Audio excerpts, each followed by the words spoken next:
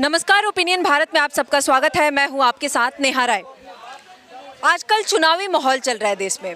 हालांकि one nation one election की बात तो होता है, लेकिन हमारे देश में हर साल में न जाने कितने चुनाव हो जाते हैं। अभी मुद्दे में है हरियाणा और जम्मू कश्मीर। हम आज बात करेंगे जम्मू कश्मीर में चुनावी माहौल को लेके। जम्मू कश्मीर में गठबंधन की सरकार है तो दूसरी तरफ बीजेपी है, लेकिन आखिर माहौल किस तरफ है, जनता का मूड क्या है, एक बार हम यहाँ के मौजूद जनता से बात करेंगे और उनकी राय जानेंगे। आखिर उनके लिए मुद्दा क्या है। विपक्ष तमाम मुद्दे खड़े कर रहे हैं, लेकिन आखिर ग्राउंड पे जनता के लिए क्या है मुद्दा, हम एक बार बात करेंगे। सर, आपका नाम क्या है? रामेश्वर आर्या। सर, क्या लग रहा है जम्मू कश्मीर में चुनाव को लेके बीजेपी के अलग दावे हैं, तो वही जो गठबंधन की सरकार वहाँ पे लड़ रही है उनके अपने दावे हैं। कह रहे हैं कि इस बार बीजेपी साफ है। देखिए, बीजेपी तो वहाँ पहले थी ही नहीं। हाँ, तो अब तो बिल्कुल ही नहीं है। अब आ गई है। वहाँ के युवाओं के दिलों में बीजेपी ने जगह बना ली है, क्योंकि वहाँ 500 रुपये 1000 रुपये देके पत्थरबाजी करवाई जाती थी। कश्मीरी पंडितों पे अत्याचार किए गए। यालिब गालिब चालिब के नारे लगते थे। महिलाओं बच्चों पे अत्याचार होते थे। लाल चौक पे तिरंगा झंडा नहीं फहराया जाता था, पहले पाकिस्तान का और ISIS का झंडा फहराया जाता था। ये मोदी सरकार है। 5 अगस्त 2019 को 370 35 से हटाया और वहाँ पे संविधान को लागू किया। एक निशान, एक विधान, एक प्रधान का वहाँ पे कंसेप्ट लेके आए वो। और उन्होंने अलगाववादियों को जेल में डाला। यासीन मलिक कांग्रेस काल में मनमोहन सिंह से 7 RCR में मिलने आता था, आज तिहाड़ जेल में पड़ा है। बुरहान वानी वहाँ आतंकी एजेंडा चलाता था, मारा जाता था तो हाफिज सईद प्रदर्शन करता था। उसके हाफिज सईद के प्रदर्शन में कौन शामिल होता था? यासीन मलिक वो आतंकी है जिसने एयरफोर्स के हमारे 2 जवानों को मारा। ये उसने खुद एक्सेप्ट किया है। और उसके अलावा उसकी जो वाइफ थी वो पाकिस्तान की थी। ये कांग्रेस चाहती है कि हम पाकिस्तान का एजेंडा चलाएं, और वहाँ की जनता चाहती है यहाँ पे तो कमल खिले और तिरंगे का एजेंडा चले। लेकिन गठबंधन कह रहा है कि हम 370 भी लाएंगे, 37 ये भी लाएंगे। उनके मैनिफेस्टो में भी ये है। अलगाववादी बात हो गई ना। मैं आरक्षण की बात करने वाले अब कहाँ हैं? वहाँ पे दलितों को या वाल्मीकि समुदाय विशेषकर, अगर वो MBA भी कर ले, अगर वो कोई अगर वो कुछ एक बड़ी पोस्ट के लिए अप्लाई करेंगे ना, तो उन्हें सिर्फ, अब वो चीप वर्ड हो जाता है, सफाई का ही काम मिलेगा। क्षमा चाहूँगा, लेकिन 370 अगर लागू हो गई तो दलितों को वहाँ सरकारी नौकरी नहीं मिलेगी, उनको उसी काम के लिए रखा जाएगा। ये वहाँ की मेंटालिटी थी, ये चीप मेंटालिटी थी 370 की वजह से। वहाँ पे प्रिविलेज मिली हुई थी सिर्फ मुसलमानों को। और भारत के यहाँ से सब्सिडी से जो हम टैक्स देते हैं, वो सारा पैसा वहाँ जाता था। खाता कौन था उन्हें? वहाँ के गुंडे, गिलानी, यासीन मलिक, बिट्टा कराटे टाइप लोग। और महबूबा मुफ्ती अगर सत्ता में है तो वो, नहीं तो ये अब्दुल्ला परिवार है तो वो शेख अब्दुल्ला, फारूक अब्दुल्ला और ये उमर अब्दुल्ला। इन परिवारवाद की परिपाटी से चलने वाले लुटेरों ने तो बर्बाद किया है कश्मीर को। इनकी प्रॉपर्टियों पे अब कब्जे होने शुरू हुए हैं, क्योंकि इन्होंने घोटाले किए थे।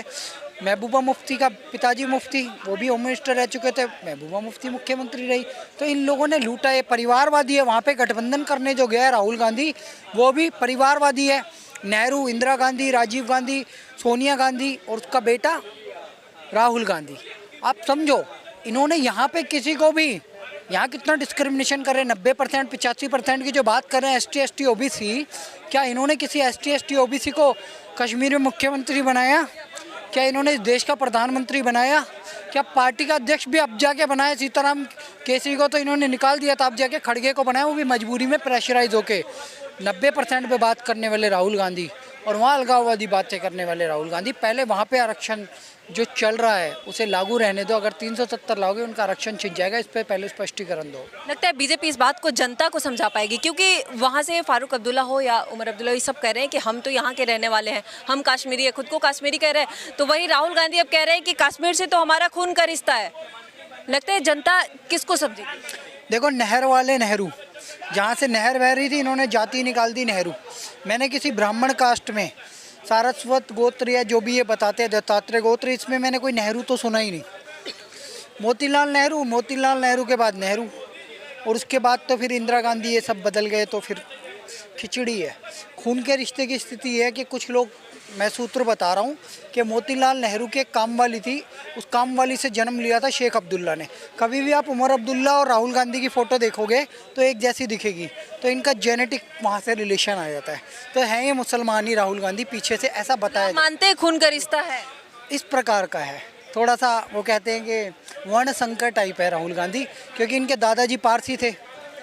मतलब दादी कौन थी? इंदिरा गांधी। इंदिरा गांधी की शादी एक पारसी से हुई थी, उसका नाम है जहांगीर फिरोज गांधी, और उनकी कब्र है वहाँ पे अपना प्रयागराज में। वहाँ पे कभी इन्होंने सर नहीं मतलब झुकाया।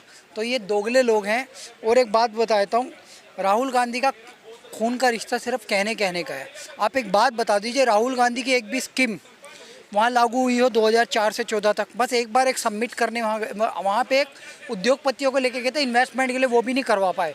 वहाँ इन्वेस्टमेंट अब दुबई कर रहा है, मोदी जी के कहने पे एक बड़ा मॉल बन रहा है एमआर ग्रुप का। तो वहाँ पे अगर डेवलपमेंट चाहिए, वहाँ के युवाओं को पार्टिसिपेशन कराना यूपीएससी में या कबड्डी में या हॉकी में या क्रिकेट में, वो कर रहे हैं। यहाँ तक कि एक फैज़ल नाम का एक आईएएस था, वो तो चलो हार गया। उसके साथ एक लड़की थी जेएनयू की, शैला राशिद। शैला राशिद आजकल मोदी जी को बढ़ाई कर रही है। वो कह रही है कि अब मुझे कश्मीर में डेवलपमेंट और अच्छे हालात दिख रहे हैं। तो हम तो उनकी बात पे विश्वास करेंगे ना, जो लोग ग्राउंड रिपोर्ट दे रहे। राहुल गांधी पे थोड़ी, ये तो झूठ बोलते हैं, अगले दिन पलट जाते हैं। जो 1600 चाइना के कश्मीरी लोग कह रहे हैं, वो नेता कह रहे हैं कि हम कश्मीर से हैं, हम कश्मीरी हैं। इस बात को जनता को यही दिखा रहे हैं। अभी राहुल गांधी कह रहे हैं हमारा खून का रिश्ता है, तो जनता क्या पता उधर बहे अपनी तरफ। परिसीमन के बाद अब सितंबर में इलेक्शन है, वहाँ की जनता बता देगी।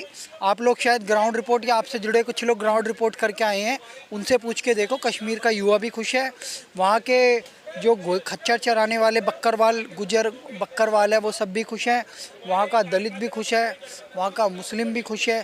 अब अलगाववादी आतंकी नारे, पाकिस्तान का एजेंडा चलना बंद हो गया है। मैं यही कहूँगा, अगर प्रोस्पेरस कश्मीर देखना है तो आप मोदी जी को सपोर्ट करें, बीजेपी को सपोर्ट करें। और आपको एक एग्जांपल दे रहा हूँ, नहीं तो आप पीओ के एक बार घूम के आ जाएं। वहाँ पे कटोरा है लोगों के हाथ में, और यहाँ पे तिरंगा और विकास का झंडा लोगों के हाथ में है। लेकिन राहुल गांधी वहाँ के तिरंगे बदलने की भी बात कर रहे हैं। वो तो बदलेगा ही ना। पाकिस्तान का झंडा ले आएंगे, नहीं तो एक और अलग झंडा ले आएंगे 370 ले आए तो। लेकिन वैसे केंद्र में सरकार होनी ज़रूरी है। अगर आपको 370 हटानी है तो वो हट ही नहीं सकती, असंभव बात है।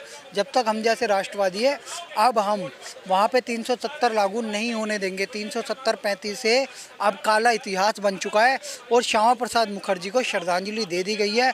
एक निशान, एक विधान, एक प्रधान, ये है अब इम्प्लीमेंट हो चुका है।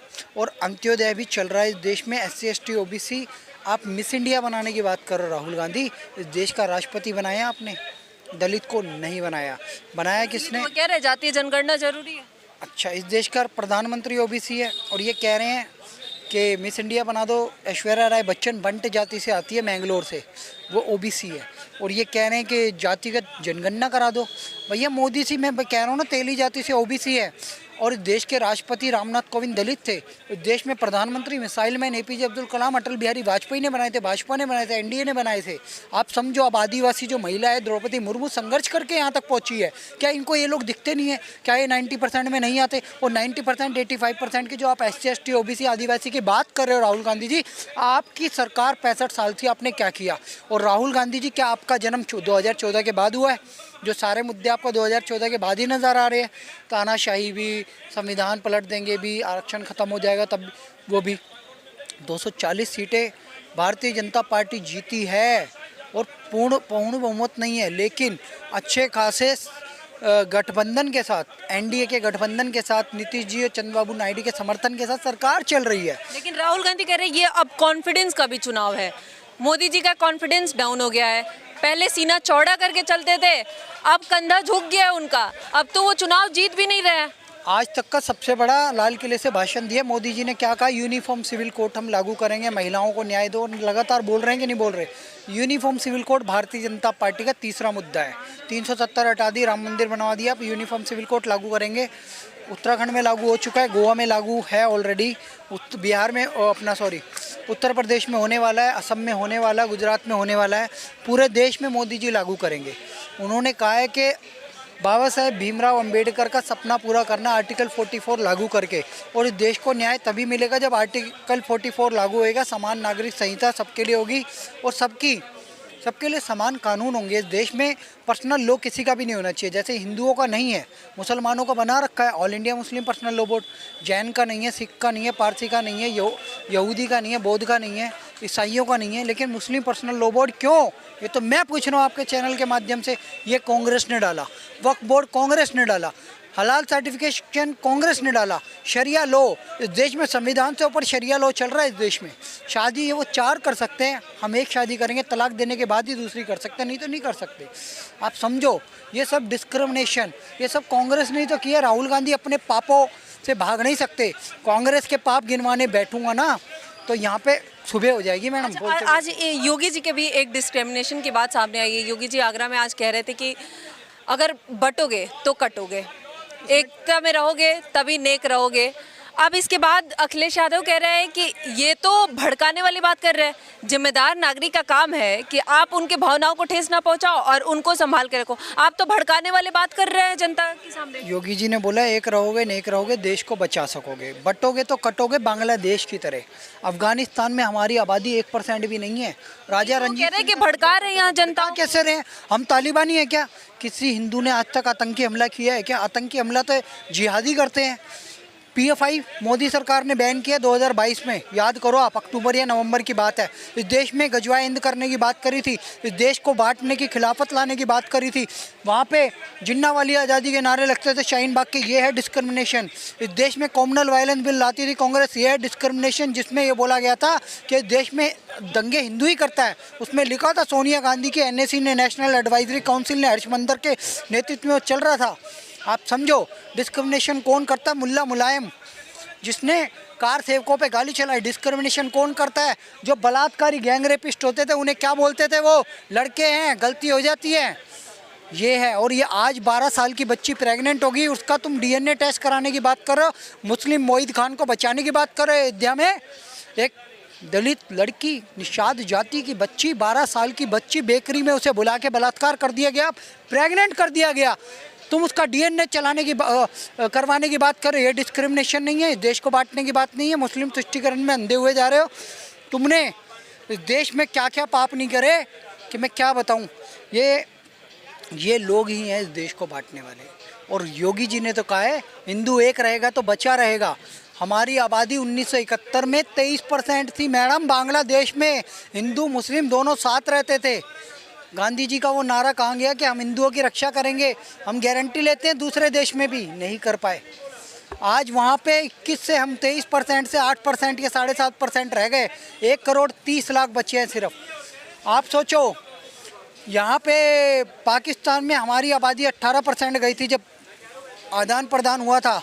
यहाँ पे जो मुसलमान आए थे 8%, जो रह गए थे वो आज 20% से ज़्यादा हो गए, बहुसंख्यक होते जा रहे हैं।